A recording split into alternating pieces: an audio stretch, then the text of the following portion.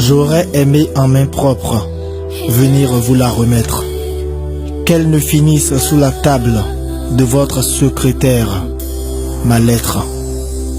Je vous livre des lèvres sans contenu, compte tenu, qu'elle range une rage qui me ronge, jour et nuit. J'ignore ce que vous en ferez une fois que vous la recevrez, car je n'éloge pas votre éloge, ni vous y mets mon CV. Pour exprimer toutes mes peines et mes plaintes dedans, je ne resterai pas dans mes gants et je ne mettrai pas de gants. Mon président, mon procédé sans précédent et sans compromis. Je suis venu vous dire sans farce, je ne crois plus en mon pays. Si je ne disais rien de ce désarroi pour me désaérer, je serais sans complexe un complice complet qui aurait créé, sans crier gare, un pays qui saigne à la sueur de sa nation, d'une misère qui se dresse à la hauteur de toute sa notion. Je m'interdis de me taire, car cette terre s'entête à pondre une minorité riche sur une économie qui s'endette. Déjà des générations de dirigeants difficiles à digérer, que doit payer ce pays pour ne plus être dégénéré? Dans un système qui trie au détriment de la patrie, mon président, sans me mentir, je ne crois plus en mon pays.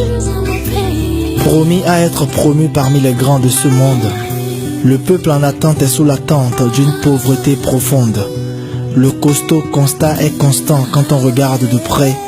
On peut conclure sans conclave que les cadres font exprès. Tous ces scieurs en cravate, dont peu souvent s'avèrent sauveurs, nous laissent sans liesse, hélas, une sévère amère saveur.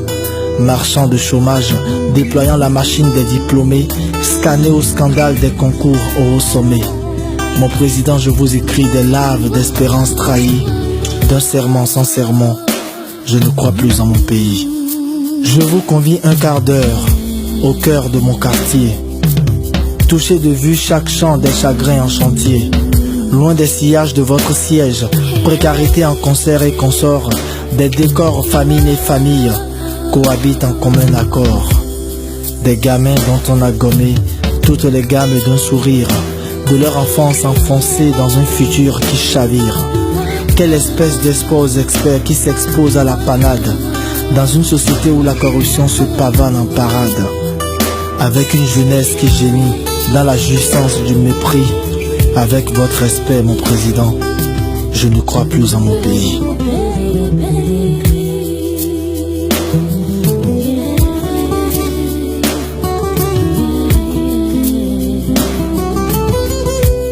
Dans l'attente d'un chef d'état d'âme qui saura situer ses citoyens sur l'avenue d'un avenir sans piller ses moyens, veuillez agréer, mon président, cette demande d'un peu de rêve, d'une étincelle dans ce tunnel, ne serait-ce même que brève. Et si votre réponse me fait étrier par un troupeau entrayé, souvenez-vous, monsieur le président, je ne crois plus en mon pays.